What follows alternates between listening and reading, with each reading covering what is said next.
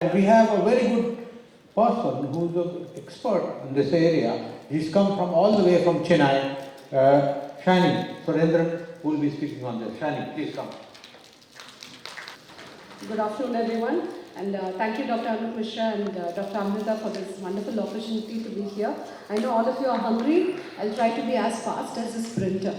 Okay. Now, have you ever tried ketogenic diet? Show of hands, please. Has anyone tried one? I see 1, 2, 2. Okay. I know how difficult 3 people should. Okay. Chalo. So I'm going to be like super fast. If you need the references, let me know. I'll be happy to share them later. Okay. So basically, we all know how ketogenic diet is used for neurological disorders, to shrink the tumors. Also for a weight plateau. You have to crack the weight. This is something that is used, and we know like 75 to 90% is fat. This is what is being recommended, and the amount of carbohydrates is less than 50 grams. Okay, so which means no rice or chapatis or breads, nothing at all. And the kind of diet, the main problem with this is like sustenance, or else the compliance is the huge challenge. But we all know when we exercise and still on a diet and we are not able to lose the weight, that is when people start looking for other routes, and keto is something that became very popular. Now, how do we use it for athletes, or rather even to consider that will be during the phase where they do not have any kind of sports, they are not playing any sport. Off season is when people end up gaining a lot of weight, and they would come with requests whether we can do keto or not. Okay, so let me go to the next slide. So just like how Dr. Seema Gulati had mentioned, the food pyramid is ulta here. So the main thing is the focus is primarily on fat, and then a lot of non-starchy vegetables come into play, and then of course there's very minuscule amounts of carbohydrates. Sometimes just that amount of dal or else the chana or whatever we include, that itself will bring the carbohydrates. There's no place for carbohydrates in the form of grains. That's the biggest challenge, and the major factor is also just have to avoid any kind of trans fat and trying to bring the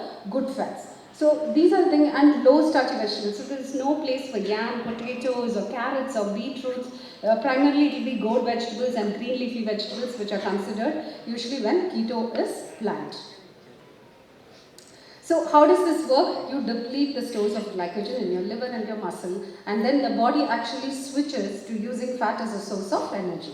And one has to wait during this time, and usually there's also keto fever that is experienced by people who have tried it. I haven't done it personally, but thankfully my husband volunteered, and he faced all of this, and that kind of made a lot of sense when I read a lot of research papers. And of course, what you also get to see is that the ones with PCOS or its metabolic issues, they also seem to benefit a lot from ketogenic diet or even a modified Paleolithic diet. Now, this is a study which was conducted in military persons who were into a lot of resistance training, and the study was for 12 weeks, and ketogenic diet was followed by 15 people, and then of course the regular diet by the 14 people. So what we got to see is the HOMA-IR reduced, and of course the visceral fat also reduced a lot because they were also training. They were also doing weight training, and of course the fat oxidation was much more, and their muscle glycogen stores reduced rapidly. But another most important factor is also exogenous ketones, or rather ketogenic supplements are best avoided. That doesn't show any kind of support being beneficial. Now again, this was another study, if you notice, with a lot of athletes, well-trained cyclists. Here again the length of the keto diet for like either for 7 days or 28 days or for 30 days, and then you do see the performance advantage. Basically, people who want to reduce their fat percentage go on this plan, and then if it is supported by resistant training, it increases the muscle mass. So how does the diet chart look? So usually it is a bulletproof coffee, that is your black coffee, along with a little bit of MCTs which are added, which kickstarts the day, and then of course people go on just eating vegetables, a lot more salads, there's hardly any lentils also, and because of the lack of fiber in it, a lot of people primarily end up with constipation, and there will be also changes in their electrolytes. So that is a very big challenge here, and especially if one is a vegetarian, it's all the more difficult to go ahead and plan it. But of course, for reasons like say neurological disorders, people are ready to go ahead and make that stretch. But when it comes to active people like sports people, they largely rely on carbohydrates as a source of energy. Okay. This one. So if you look at the International Society of Sports Nutrition, the position stand for ketogenic diets, the main thing is to make sure that the nutritional ketosis is arrived at or reached, and it has to be around 0.5 ml.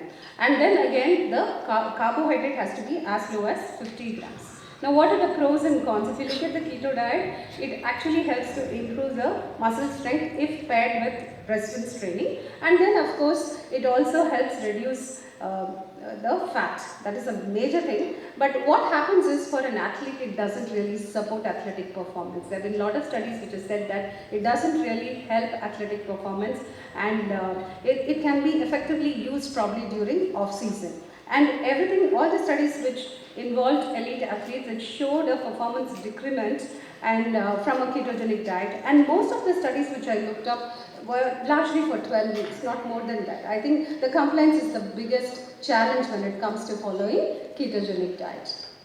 Now, you might want to take image of these research, because there are so many studies we did look up to, but I didn't find anything being done in India as far as athletes are concerned or sports people are concerned. And this is one thing to keep in mind, like a modified paleo still works. Like I remember working with a cricketer from Gujarat, and during the off season we worked on a modified paleo where the carbohydrate was around 30%, and then the primary energy largely came from vegetables as well as fiber rich and protein rich food. And then just before the season started, we introduced the carbohydrate, and he did remarkably well. He was much swifter on the ground, and he played really well during that entire Ranji season. So this is how we can use it, but actually full-fledged keto can be quite the challenge for people in sports, or rather any athlete who is professionally trained.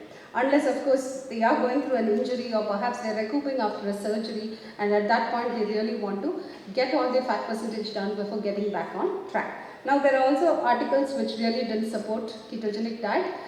You can have a look at this, and I finished my talk right here because I understand all of you are pretty hungry. And if you wish to see the articles, I would share the entire thing with Dr. Amrita Ghosh. And thank you so much for this opportunity, for giving this time on the podium. Thank you so much. Thank you.